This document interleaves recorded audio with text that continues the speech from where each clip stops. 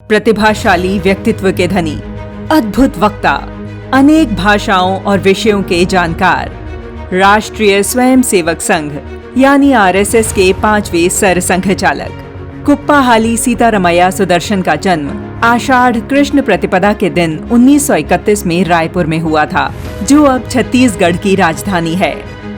सुदर्शन जी किशोरावस्था में ही संघ से जुड़े थे। उनकी दूरगामी सोच और निर्मल मन उन्हें लोकप्रिय बनाता। जो कोई भी उनसे मिलता प्रभावित हुए बिना न रहता। वे किसी भी समस्या पर गहन मंथन करते और उसका निदान भी सोचते। 70 के दशक में ऐसी ही एक विकट समस्या देश के सामने मुंह बाए खड़ी थी। वह था पूर्वी पाकिस्तान में हो रहे प्रदर्शन अवश्य पाकिस्तान में हो रहे थे, परंतु उस हिस्से में हो रही हिंसा से परेशान बड़ी संख्या में लोग पूर्वी पाकिस्तान से सटे भारत के इलाकों में प्रवेश कर रहे थे, जिससे पश्चिम बंगाल, असम और बिहार में स्थिति बदतर होती जा रही थी। के.एस. सुदर्शन तब उत्तर पूर्व में आरएसएस के प्रचारक के रूप में कार्यभार संभाल रहे थे। उन्होंने स्थिति की गंभीरता को समझते हुए केंद्र सरकार को आगाह किया। असम में बांग्लादेशी मुसलमानों की अवैध घुसपैठ को जनसंख्या जिहाद के रूप में पाकिस्तान का नया हथियार माना, परंतु उनकी सलाह को अनदेखा कर दिया गया, जिसका असर भुखमरी, आतंकवाद समेत कई तरह से देखने को मिला। इसके साथ ही 1980 में असम राज्य में सीमा पार से अवैध प्रवासियों को वापस लाने के लिए एक ऐतिहासिक आंदोलन भी हुआ। सुदर्शन जी ने अवैध आव्रजन और इसके प्रभाव के अध्ययन के लिए त्रिपुरा, नागालैंड और अरुणाचल प्रदेश की यात्रा की। उन्होंने इस समस्या से निपटने और मामले को सुलझाने के लिए एक विस्तृत योजना तैयार की। के.एस. सुदर्शन जी बांग्लादेश से आने वाले हिंदुओं के प्रति चिंतित रहते।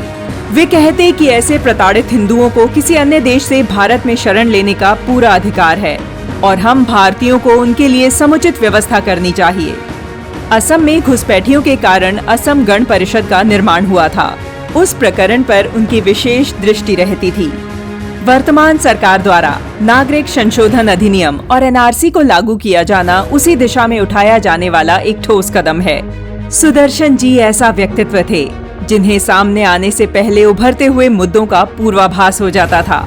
1977 में जब पूर्वोत्तर भारत में प्रांत प्रचारक के रूप में सेवा कार्य कर रहे थे, तब उन्होंने इस बात का अनुभव किया कि स्वतंत्रता के पश्चात पूर्वोत्तर के राज्य राष्ट्र से कुछ कट गए हैं, जिसका मूल कारण है उपेक्षा।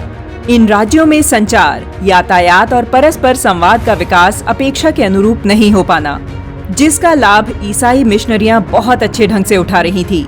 सुदर्शन जी ने पूर्वोत्तर के राज्यों को प्राथमिकता के आधार पर राष्ट्र की मुख्य धारा में लाने का प्रयास किया और समय समय पर मंथन के अनेक मंचों से इस बात को दोहराया। मंथन मंचों पर बात कहने का असर यह हुआ कि राष्ट्रवादी संगठनों द्वारा इन स्थानों पर छात्रों के लिए कई स्कूल और छात्रावास स्थापित किए गए। उनकी एक और विशेषता थी कि वे जहां भी जाते, जिस क्षेत्र का भी सेवा कार्य संभालते, वहां की भाषा पर पकड़ बना लेते। यही कारण था कि वे लोगों को अच्छे ढंग से कनेक्ट कर पाते और वहां की मूल समस्या को समझकर निदान करते। बांग्ला, असमिया, कन्नड़, हिंदी, अंग्रेजी और मराठी सहित कई भाषाओं में वे धारा प्रवाह बोल लेते थे। इराक के राजदूत साहले मुख्तार एक बार सुदर्शन जी से मिलने आए।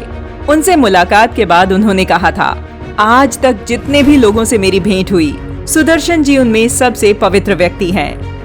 के.एस. सुदर्शन जी स्वप्न दृष्टा भी थे। वे राष्ट्र की उन्नति के बारे में दिन रात विचार करते और भारत को श्रेष्ठ बनाने के उपाय सुझाते। इन्हीं में एक सपना था आत्मनिर्भर भारत। जी हाँ, आज जिस वोकल फॉर लोकल की बात हम करते हैं, वो स्वप्न सुदर्शन जी ने देखा था, जिसे साकार करना आज हम सभी का सपना बन चुका है।